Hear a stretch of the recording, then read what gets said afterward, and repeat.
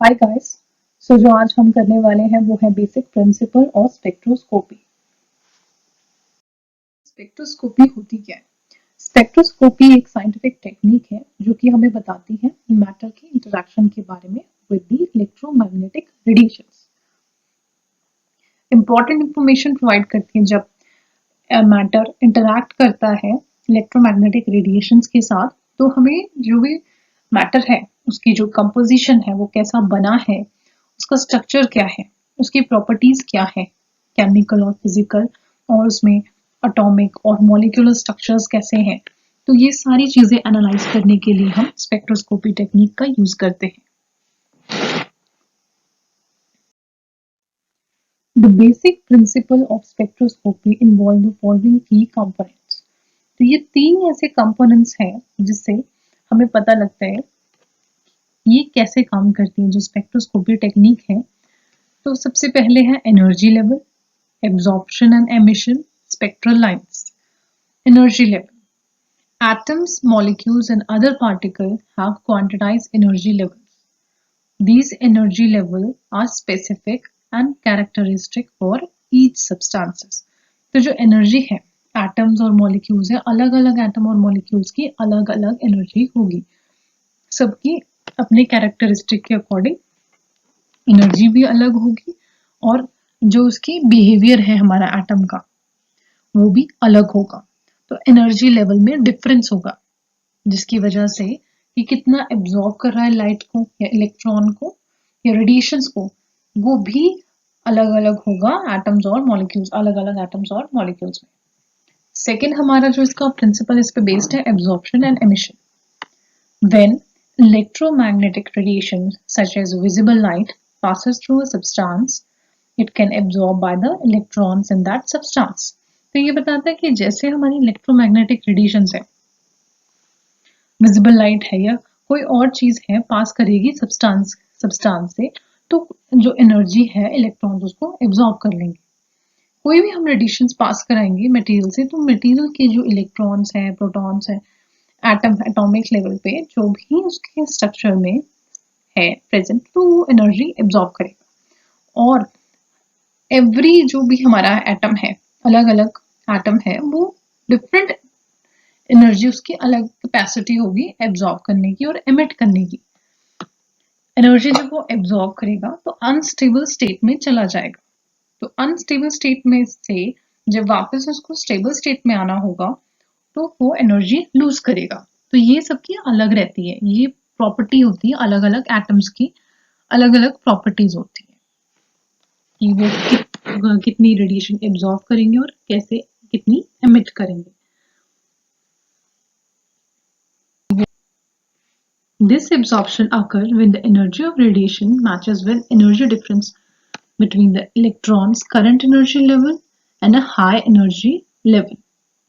Conversely, when electrons return to lower energy level, they can emit energy in the form of electromagnetic radiations. तो बता रहा है कि जैसे एटम है, एटम को हमने एनर्जी प्रोवाइड करी तो उसने वो एब्जॉर्ब करी, अनस्टेबल हो गया, कुछ टाइम बाद वो अपनी स्टेबल स्टेट में आएगा। जब वो स्टेबल स्टेट में आएगा तो वो एक पर्टिकुलर वेवलेंथ या फिर इलेक्ट्रोमैग्नेटिक रेडिएशन एमिट करेगा लोअर एनर्जी में आने के लिए। तो वो होगी, वो जो वेवलेंथ या फिर एनर्जी एमिट करेगा वो डिफरेंट वेवलेंथ की होगी और डिफरेंट मैग्नीट्यूड की होगी और उसको डिटेक्टर से हम डिटेक्ट करेंगे। Spectral lines, the absorbed or emitted radiations corresponding to specific wavelength or frequency of light resulting in spectral lines. Spectral lines यही है कि जो एटम अपनी एनर्जी रिलीज करेंगे वो वेवलेंथ या फ्रीक्वेंसी की फॉर्म में करेंगे और वो अलग अलग होगी जो कि रिजल्ट देगी अलग अलग स्पेक्ट्रल लाइंस में। These lines are characteristic of substance and can be used to identify it and gain information about its properties. तो जो ये स्पेक्ट्रल लाइंस है, जब हम इसको मैच करेंगे या फिर रेफरेंस लिस्ट से मैच करेंगे तो ये हमको इंफॉर्मेशन देगी और अबाउट इट्स प्रॉपर्टी और it's identification. Types of spectroscopic techniques, हमारे पास बहुत टाइप की स्पेक्ट्रोस्कोपिक टेक्निक है एज पर द रिक्वायरमेंट। जैसे हमें जरूरत होगी उसी अनुसार हम वो वाली टेक्निक यूज करेंगे। तो यहाँ पे हमारी है एब्जॉर्प्शन स्पेक्ट्रोस्कोपी। सबसे पहले हमने एब्जॉर्प्शन स्पेक्ट्रोस्कोपी ली। इसमें क्या होता है कि ये लाइट को एब्जॉर्ब करते हैं, measures the absorption of light as it passes through a sample, providing information about the substances, chemical composition and concentration. ये वाली जो स्पेक्ट्रोस्कोपिक टेक्निक है एब्जॉर्प्शन स्पेक्ट्रोस्कोपी, इसमें जो हम पास करेंगे वो लाइट करेंगे और वो हमें इंफॉर्मेशन बताएगी अबाउट द केमिकल कंपोजिशन, इसकी क्या केमिकल कंपोजिशन है और कितनी मात्रा में पाया जाता है जो सब्सटेंस प्रेजेंट है। अननोन सब्सटेंस हम को चेक करने के लिए हम ये जो भी टेक्निक्स हैं वो यूज करते हैं।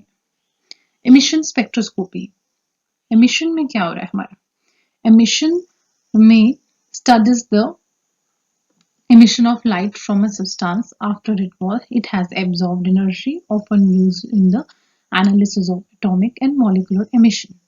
तो atomic और molecular level पर जो emission हो रहे हैं हमारे, जो रेडिएट कर रहा है एटम और मॉलिक्यूल एनर्जी, उसको एनालाइज करेगा एमिशन स्पेक्ट्रोस्कोप और उसके बेसिस पे ये बताएगा कि क्या हमारा एटम है, कौन सा मॉलिक्यूल है और कितना इसने एमिट करा है।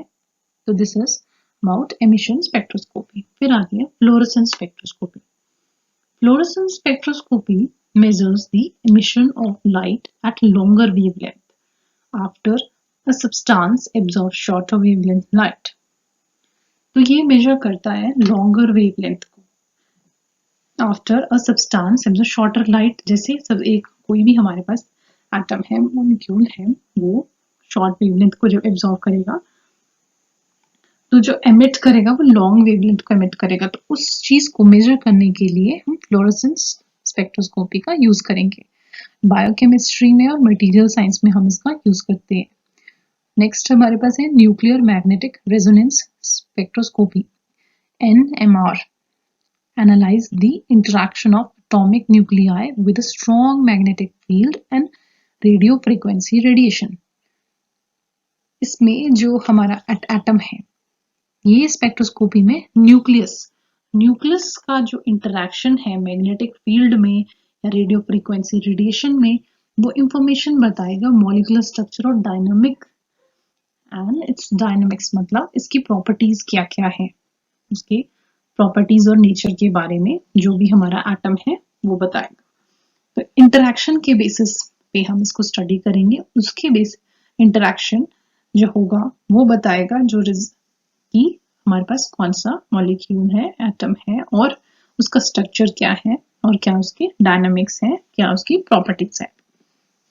Mass spectroscopy determines the mass to charge ratio of ions produced from a sample, allowing the identification of compound and determination of its molecular weight.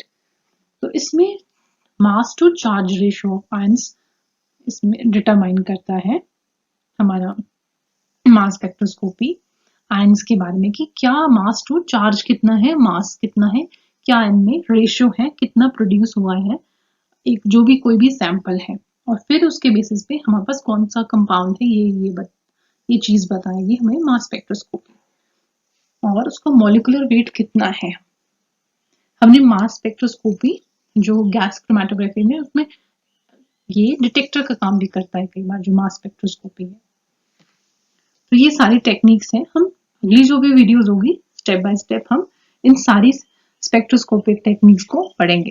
There are various spectroscopy techniques. These are powerful tools in the field such as chemistry, physics, astronomy, biology, and enabling scientists to explore and understand the property, behavior of matter at the atomic and molecular level. तो जितनी भी technique है ये हमें बहुत सारी fields में use होती है, जैसे chemistry, pharmacy, cosmetics, food, agriculture, forensics and many more, environment में भी। इसलिए हम इनको स्टडी करते हैं। हमें अननोन चीजों के बारे में जानकारी के लिए ये टेक्निक्स यूज करते हैं और ये बहुत ही कारगर टेक्निक्स हैं। So this is all about the spectroscopy and हम जो नेक्स्ट वीडियो में करेंगे, हम एक एक स्पेक्ट्रोस्कोपी टेक्निक को अच्छे से डिटेल में स्टडी करेंगे। So thank you everyone, do like and do subscribe my channel.